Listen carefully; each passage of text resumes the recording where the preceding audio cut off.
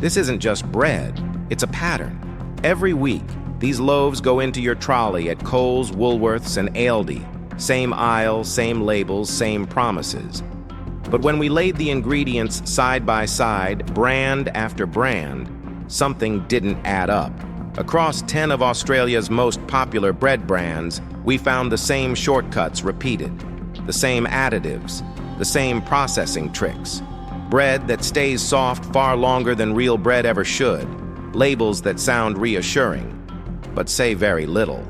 And ingredients most shoppers never stop to question. This video isn't about one bad loaf. It's about how the bread aisle actually works.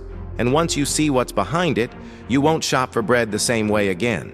Before we continue, subscribe and turn on notifications. We publish investigations like this regularly, and once a brand is exposed, it usually doesn't stay quiet for long. In this investigation, we analyzed 10 widely sold bread brands in Australia.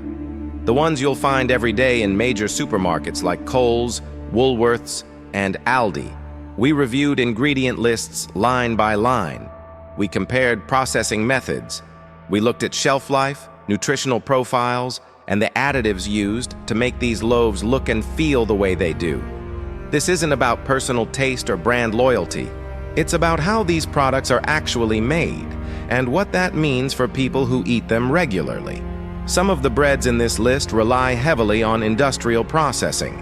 Others use additives banned or restricted in other developed countries, and several are sold under different labels, despite being nearly identical products. Our goal is simple: to separate marketing from reality and show you which breads raise the biggest red flags and why. We're counting down 10 bread brands Australians should avoid, and at the end of the video, we'll show you one option that stands apart from the rest. Let's begin. Before we start the list, there's something important you need to understand. This investigation isn't just about taste or preference. It's about ingredients that have been consistently linked in scientific research to long-term health risks when consumed regularly.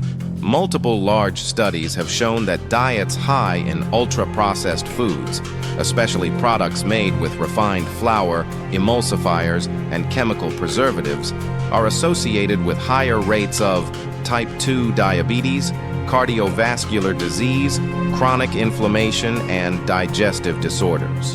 A 2019 study published in the BMJ followed over 100,000 adults and found that each 10% increase in ultra-processed food intake was associated with a significant rise in cardiovascular disease risk. Another large cohort study in JAMA Internal Medicine linked high consumption of ultra-processed foods to increased all-cause mortality. But what does that have to do with bread? Many mass-market breads are classified as ultra-processed, not because they're baked, but because of how they're engineered. Ingredients like emulsifiers have been shown, in both human and animal studies, to disrupt gut bacteria and weaken the intestinal barrier, a mechanism associated with chronic inflammation and metabolic dysfunction. Preservatives such as calcium propionate, commonly used to extend shelf life, have been linked in clinical research to behavioral and neurological effects in sensitive individuals, particularly children. And highly refined white flour has a high glycemic index, causing rapid blood sugar spikes that stress insulin regulation, a well-established risk factor for type 2 diabetes. None of this means eating one slice of bread causes disease, but regular consumption over years is where the risk accumulates. That's why ingredient patterns matter, and that's exactly what we analyzed. With that context in mind, let's start breaking this down.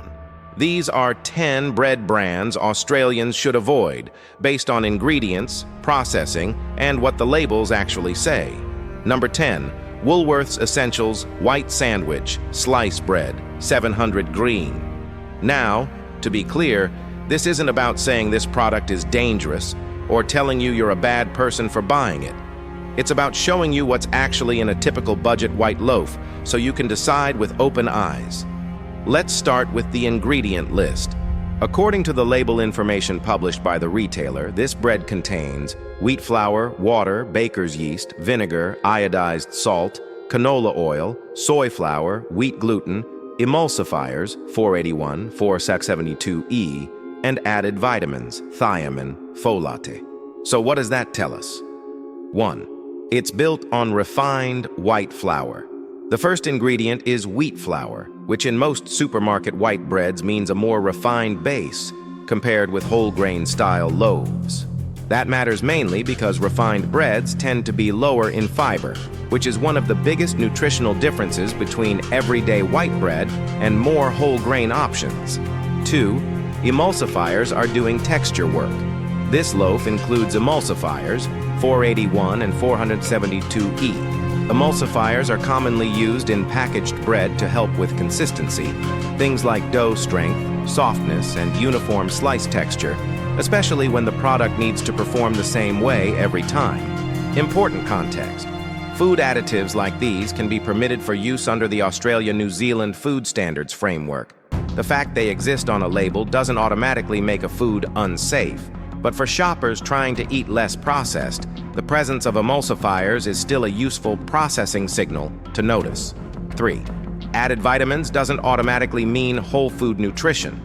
This bread lists added thiamine and folate. That's not fake, it's real fortification, but it's also not the same thing as getting the natural fiber and micronutrient package you typically see in breads made from more intact grains. 4. Quick reality check on the nutrition panel. Woolworths lists a serving size around 59 to 60 grams and shows typical white bread macros, mostly carbs, modest protein, low fat. So the key consumer question becomes, is this a daily staple for you or an occasional convenience? 5. What to do if this is your go-to loaf? If this is the bread you buy most weeks, you don't have to panic. Just shop smarter. Compare similar loaves and choose the one with higher fiber per 100 gram. Prefer shorter ingredient lists when you can consider rotating in a simple ingredient bread, like a real long fermented style, for your main loaf. Because the goal here isn't fear. It's reducing how often ultra-convenient products become your default. All right, with that baseline set, let's move to number 9. Number 9, Coles Bakery multi-grain sandwich bread, 680 gram. This is the kind of bread many Australians buy believing they're making a healthier choice. The word multigrain sounds reassuring. Seeds on the crust suggest something closer to whole food. So let's slow down and look at what the label actually tells us. According to the ingredient information published by the retailer, the first ingredient is wheat flour, followed by water, yeast, vegetable oils, seeds and grains, added sugar, salt, and emulsifiers. That detail matters. 1. Multi-grain doesn't automatically mean whole grain. One of the most common assumptions shoppers make is that multigrain equals whole grain. Technically, those terms mean different things. Multigrain simply means more than one grain is present. It does not guarantee those grains are whole or minimally processed.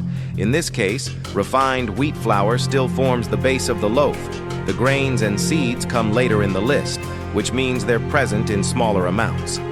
2. Seeds can improve texture without changing the core formulation. The added seeds do provide small amounts of fiber and micronutrients. But structurally, this bread behaves very similarly to standard white sandwich bread. That's why it stays soft for long periods, slices evenly, performs consistently week to week. Those characteristics are achieved through industrial formulation, not slow fermentation. 3. Added sugar shows up, even in health-positioned bread. This loaf includes added sugar, often listed as sugar, dextrose, or syrup. It's usually not there for sweetness alone. In packaged bread, sugar also feeds yeast for faster rise, improves browning, increases shelf stability. Again, this doesn't make the product unsafe, but it's useful context for shoppers trying to reduce unnecessary sugars in everyday foods. 4. Emulsifiers signal processing level, not toxicity. Like many supermarket loaves, this bread uses emulsifiers to help bind ingredients, improve volume, and maintain softness.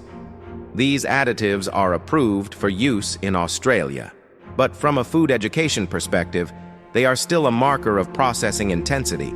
If your goal is to eat less processed, breads relying heavily on emulsifiers may not be your first choice. 5. The key question shoppers should ask. This isn't about banning this loaf from your kitchen. The real question is this bread being marketed as something it isn't? If you're buying it thinking it's close to traditional whole grain bread, the label tells a more nuanced story. For many households, this becomes an everyday staple, and that's where understanding the formulation actually matters. With that in mind, let's continue. Number 8 is where ingredient claims start getting even more confusing. Number 8, Helga's mixed grain. This is one of those breads that feels like an upgrade. It looks more wholesome, it's positioned as a grain-forward loaf, and it's priced like it belongs in the better part of the aisle. So let's treat it like a case file and read it like investigators. According to the published ingredient list, Helga's mixed grain contains wheat flour and water, with mixed grains listed at 17%, plus yeast, vinegar, iodized salt, canola oil, wheat gluten, soy flour, and vegetable emulsifiers. 471, 472 add, 481. It also lists added vitamins, thiamine, folic acid, and processing aids. Here's what matters, in a neutral, practical way. 1. The first ingredient tells you what the bread is built on. The first ingredient is wheat flour. That doesn't mean the bread is bad. It means the foundation is still a classic sandwich loaf base, and the grains are an addition, not the core structure. 2. Mixed grain is real, but the percentage is the key. The label lists mixed grains at 17%. That number is useful because it sets expectations. You're getting grains, but you're not buying a loaf that's primarily grains by composition. This is exactly why marketing language can mislead without technically lying. The grains are there, but the base remains flour forward. 3. Emulsifiers as consistency and softness, not scary chemicals. This loaf uses emulsifiers, 471, 472E, 481. Again, in Australia, additives used in food must comply with the Australia-New Zealand Food Standards System, so the presence of an additive on the label doesn't automatically mean the product is unsafe. But from an education standpoint, emulsifiers are still a processing signal. They're typically there to help with texture, uniform slices, and predictable performance across a large distribution footprint. 4. Fortification is not the same as whole food nutrition. The ingredient list includes added vitamins like thiamine and folic acid. That can be a legitimate part of modern food supply, but it's also not the same thing as getting the naturally occurring fiber and micronutrients that come from breads made primarily with more intact grains. So the better question isn't, is it fake? It's, what kind of bread is it trying to be? And does the formulation match the impression? 5. Shelf life and storage instructions can be surprisingly revealing. Helga's own storage guidance includes freezing on the day of purchase and notes best quality windows after thawing. Helga's. That's not proof of anything on its own. But in investigations like this, storage directions help you understand what kind of product you're dealing with. A loaf designed for reliable consistency, not a fresh bakery bread meant to stale in a day or two. Helga's mixed grain can be a reasonable supermarket option, if you buy it knowing what it is. A flour-based loaf with added grains, 17%, formulated for consistency with emulsifiers positioned as premium, largely through branding and grain messaging. If your goal is less processed, this is where reading the label matters more than the front-of-pack story. Now, let's go to number 7. Because the next category is where the health style positioning gets even more complicated. Number 7. Tip Top the One. White Sandwich, 700 green. This is a bread a lot of Australians buy with a specific belief that it's a better everyday choice, especially for families. And to be fair, the product is marketed around that idea. High fiber, added nutrients, and a strong health star rating profile. So instead of judging it, let's do what we do here. Read the formulation like a case file. 1. The health upgrade here is engineering, not fermentation. According to the ingredient information published by major retailers and product documentation, tip top. The one white includes unbleached wheat flour, water, wheat fiber, modified tapioca starch, 1412, yeast, vinegar, wheat gluten, iodized salt, vegetable gum, 412, canola oil, soy flour, vegetable emulsifiers, 481, 472E, 471, plus added vitamins and minerals. This is important. The product achieves its health positioning, mainly through added fiber and fortification, rather than being a slow-fermented, simple-ingredient bread. That doesn't make it bad, but it does mean it's a formulated product, not a traditional-style loaf. 2. High fiber. Yes, but notice how it's achieved. One of the key ingredients here is wheat fiber. That's a very common technique in modern packaged bread. You take a standard sandwich loaf structure and increase fiber by adding isolated fiber back into the formulation. For many shoppers, that's totally fine, especially if fiber intake is low. But it's still useful to understand what kind of high fiber this is. 3. Modified starch and gums has consistency and softness. This bread includes modified tapioca starch, 1412, and a vegetable gum, 412.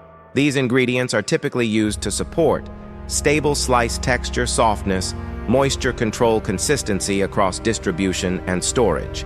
Again, not automatically a red flag, but they're signals that the loaf is designed for predictable performance, not traditional baking variability. 4. Emulsifiers are part of the never fails texture system. The formulation includes emulsifiers, 481, 472, 471. In the Australian system, additives are permitted under strict standards, so we're not calling this unsafe. Foodstandards.gov.au. But nutritionally and practically, emulsifiers are another marker that the bread is engineered for. Uniform crumb volume, consistent softness. For consumers trying to eat less processed, that's worth noticing. 5.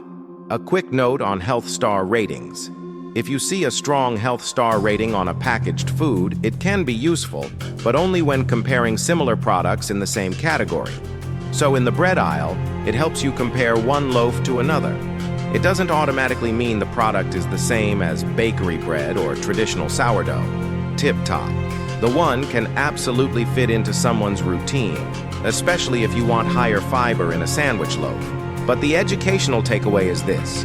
If the bread is positioned as healthier, check whether that health profile comes from whole food structure, whole grains, minimal ingredients, fermentation, or formulation tools, added fiber, modified starches, gums, emulsifiers, fortification.